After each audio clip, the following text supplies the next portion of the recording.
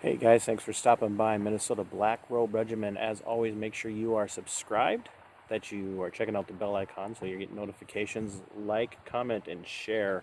I haven't done one of these out and about in my yard kind of videos for a couple of weeks, and I thought this would be a good time to do it. This is my Sunday video, and I always try to bring in something historically biblical into my conversations on Sundays. And I'm going to try and keep this one a little bit short, but I've already done some videos about the Black Robe Regiment and a little bit of the historicity of the Black Robe Regiment and a little bit about the modern Black Robe Regiment. But I did have another friend ask me, again, Ross, you know who you are. I had another friend ask me again the other day. He says, "Why did you call it that?" And I gave him an explanation, and I said, "Well, maybe I should do another video." And he said, "Yeah, that'd be a good idea." But I went and looked at my older video, and I sent it to him, and I said, "Hey, what do you think of this? Is this a good explanation?" And he said, "Well, it was all right, but I really liked how you explained it to me, so we're going to give it a shot." So Ross, thanks for the motivation. So what I want people to understand about the original Black Robe Regiment is, one, they didn't call themselves that. So we've adopted that terminology today, um, and maybe presumptively so, um, but not necessarily negatively. I think it keeps us humble, especially if we know the roots of the Black Robe Regiment.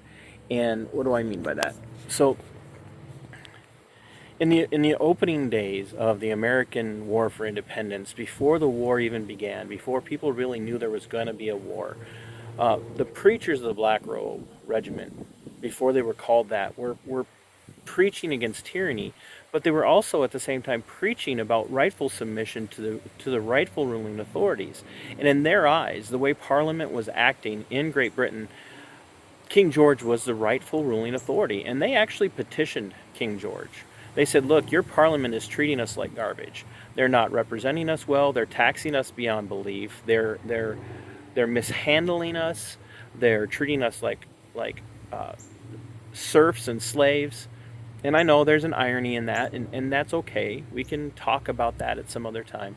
But they were saying, like, look, we are subjects of Great Britain. We are subjects of the crown, and we want to be loyal subjects of the crown. Please know that, King George, we want that. But we're being mistreated. And they petitioned the king, and they petitioned the king, and they petitioned the king over and over and over again. But Parliament had his ear, and they surrounded his throne with people who would whisper poison into his ears and ear and tell him, "Oh no, ignore the colonists. They're just a bunch of whining, sniveling, petulant children, and you need to crack down on them, and you need to really show them that you're the king, and that I keep switching hands because I wore my arms out today trimming trees and stuff. But you need to remind them who's in charge." And so they eventually held sway over King George, and mostly because they were right there and the colonists weren't. I mean, we're talking weeks of travel across the Atlantic Ocean.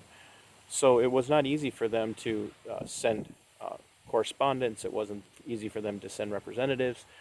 And eventually King George just, fell fully under sway, if you will, of the Parliament of Great Britain, of the British Empire, and allowed the mistreatment of the colonies to grow. So in their frustration, the colonials, and they're again a very small percentage of them, said, we're going to now start talking about a war for independence. And it was the men, that the clergy, it was the theologians and the pastors and the teachers of the church of in the colonies that actually taught scripturally, biblically, about just revolt, if you will, against unjust authority. And they use the teachings of men like John Locke. They use the teachings of Samuel Rutherford. They use the teachings of John Knox. They use the teachings of Lutheran reformers. There was a strain, not a strain, but the Lutheran Reformation gave us the doctrine of the lesser magistrates in a modern sense, in a more advanced sense. It had always existed within the scriptures, but the Magdeburg Charter from Magdeburg, Germany, when they defied the Holy Roman Empire, which was neither holy nor truly Roman, um, they they appealed to the doctrine of lesser magistrates and they won out. And and that was the entire Protestant movement, all the way up to the separatists, the Christian separatists of Great Britain, who came over and settled um, uh, in the northern part of what we know as the United States East Coast now. And they were so powerful in their teaching and they were so powerful in their preaching that they inspired the men of their congregations to follow them. And you have to understand that this was a vested interest for them. Many times, what these men would do was they would preach against just resistance to tyranny, biblical resistance to tyranny, standing there in their black robes, their preaching robes. Remember that there was a reason why King George in the British forces called it the Black Robe Regiment, or that Damned Presbyterian War. These men wore these black robes while they would preach, and they would step out from behind their pulpit as they finished these fiery sermons saying it was just to resist unlawful and unrighteous authority, or unrighteous rulers, because those rulers who are rewarding evil and punishing good, or compelling people to do that which is evil instead of that which was good, don't have to be obeyed according to God. And they would step out from behind their pulpits. They would step out in front of their congregations, in front of their men, and they would call their men to arms, and they would say, "Now come with me and enlist and join the colonial army." And they would drop their robes, and many times wearing the uniform of a Continental Army officer, and they would walk out and lead their men. And by men, I mean people as young as 12, 13 years old.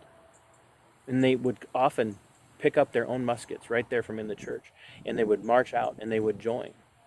And they made wonderful soldiers because their motivation wasn't just to have whatever freedom they could have away from the authority of the British Empire. Their motivation was to honor God.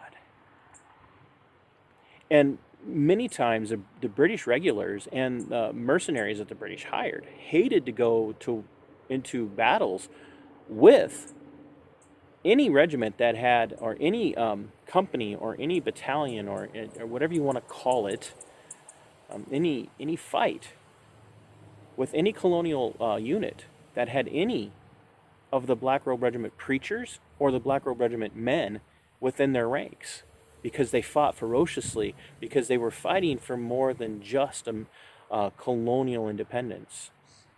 They were fighting for a just God. They were fighting for a God who had told them it was okay to resist unrighteous authority. Our churches today have lost that.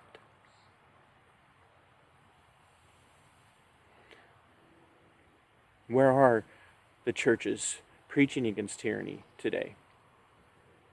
Where are the Presbyterian churches preaching against tyranny today? Where are the Calvinistic, Reformed, Baptistic churches preaching against tyranny today? Where are the conservative Lutheran churches preaching against tyranny today? Where are the Reformed men of God preaching against tyranny today? I'm not calling for an armed revolution. I'm just saying that we have a right to resist unjust rule. And much of what we see happening today is unjust. And we need lay people in the Black Robe Regiment, and we need theologians and pastors and elders in the Black Robe Regiment, and they're sorely lacking today. See, our history in the United States is a Christian history.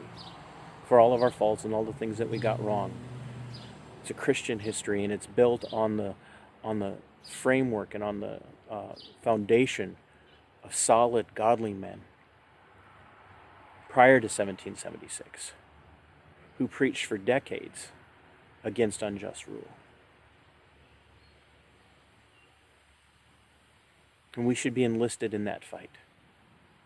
We should be resisting the tyranny of Marxism. We should be resisting the tyranny of totalitarianism. We should be resisting the tyranny of authoritarianism, no matter what shade of color it is, left or right.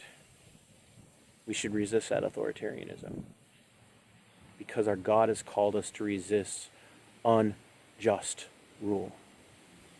Injustice is to be resisted.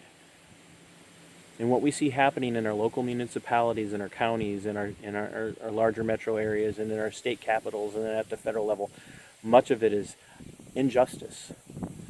Not in social injustice, but injustice, period. Because it's violate of God's law.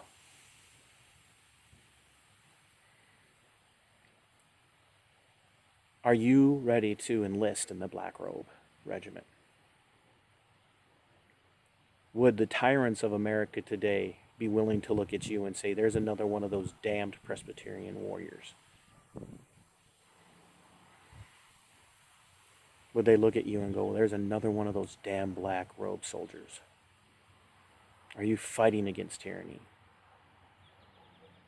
As always, I don't call for armed resistance. I don't call for being the initiation of force. I just call for resisting tyranny, even if it costs you dearly. And as always, until next time, don't worry about your safety. Don't worry about what you might lose. Fight for your liberties and your freedoms, because they mean far more for future generations than they do for us. Sic semper, Tyrannus.